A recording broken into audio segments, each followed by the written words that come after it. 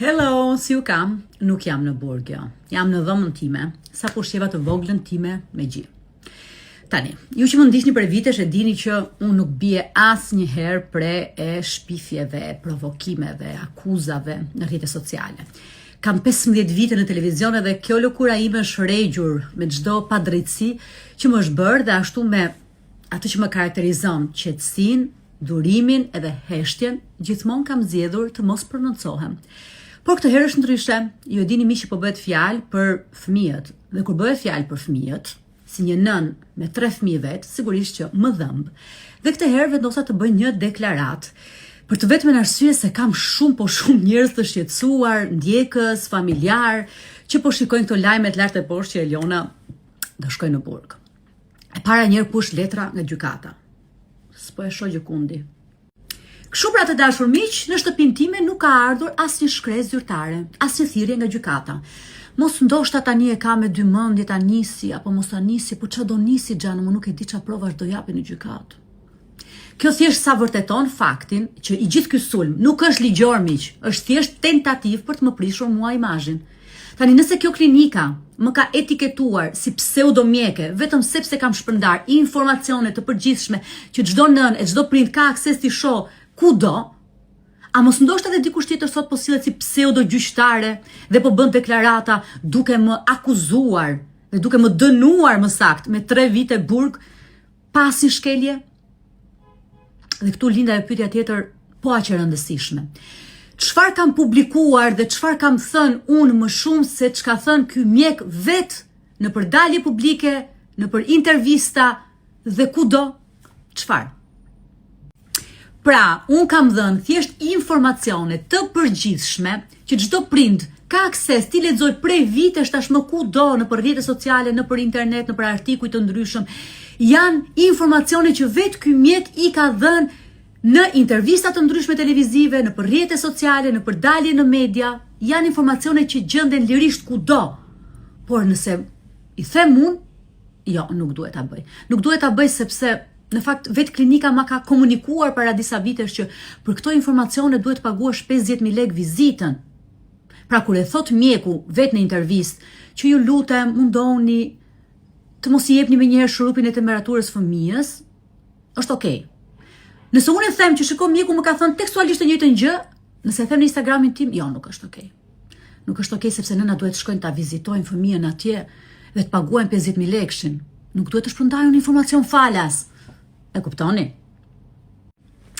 Eri theksoj edhe një herë që çdo bashkëpunimi imi, çdo postimi imi, çdo story e imja ka qenë transparente, ka qenë aty publike, është lehtësisht e vërtetueshme se çfarë un kam rithën, çfarë un kam rishpërndar nga klinika dhe nga mjeku. Informacione që gjenden kudo. Dhe kjo tentativë për ta bllokuar këtë informacion, për ta izoluar këtë informacion, për ta bërë personale dhe individuale, është thjesht një tentativë që këtë informacion ta marrin duke paguar. Dhe me sa duket Eliona i ka cënuar këtu. Ky është problemi. Dhe kjo është, më saktë, ky është realiteti ynë i hidhur në Shqipëri, kur këshilla nuk të jepet me një mesazh në telefon nga mjeku, po të kërkohet që të shkosh të nesërme në klinik për ta ndjekur rastin. Asnjë mesazh për të qetësuar një nën nuk jepet më. Por kalon nesër te klinika. Pra miq, informacioni sot, qoftë edhe një këshillë e thjeshtë dhe e përgjithshme, nuk mund të jepet më pa paguar. Po mirë, më ngeli shëndeti fëmijëve të mi dhe i gjithë fëmijëve të Shqipërisë vetëm në dorën e kësaj klinike, e këtij mjeku. Po sot kemi forume amerikane, italiane, europiane, ku ka aty me mira nëna që ndajnë eksperiencat e tyre dhe këshillat që kanë marrë nga mjekët e tyre nga gjithë bota. Në këto forume bile s'ka mjek profesionist, human, se kjo gjëja ka vdekur këtu te ne, nuk janë më njerëz, të cilët ndajnë informacione po ashtu të përgjithshme për të lehtësuar sikletin, merakun, frikën e nënës. Unë jam pjesë e këtyre forumeve, unë nuk kam mbetur të marr informacion vetëm nga kjo klinike dhe nga ky mjek. Ju e dini shumë mirë sa lexoj, sa artikuj kam lexuar dhe vazhdoj të lexoj nga gjithë bota. Ku ke akses falas, e theksoj, falas për të marrë të gjitha këto informacione. Ajo që realisht më shqetëson nuk janë këta individ, që me thënë të drejtën as emrin njerëz nuk e meritojnë të quhen, Por është ky fenomen i shëmtuar, pra që çdo gjë është kthyer në biznes, që kur ju cënohet kjo vjellin vrer edhe duan që çdo gjë ta shesin. Nuk jepet më sot asnjë këshill, asnjë sugjerim.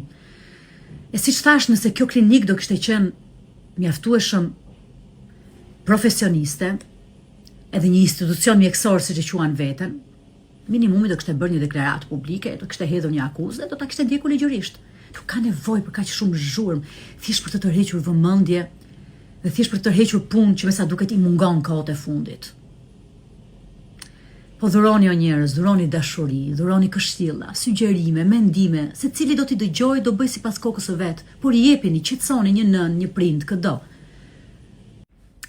Si përfundim dua të sqaroj edhe atë akuzën për mesazhe kërcënuese. Come on, seriozisht e keni. Ju e besoni që unë si një figurë publike prej 15 vitesh do jem aq sa t'i dërgoj dikujt mesazhe të shkruara kërcënuese? Nuk e kuptoj më se çfarë kërkon kjo zonja nga unë. Mos ndoshta doj pamjen time, fëmijët e mi, apo burrin tim, apo familjen, suksesin, apo do t'i bëhen bashkëpronare të biznesi dhe t'i jap në një lek, se nuk po e kuptoj.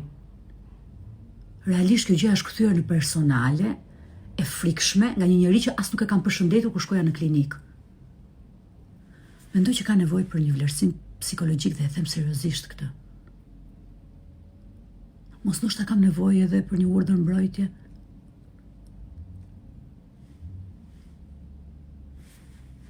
Ju dua.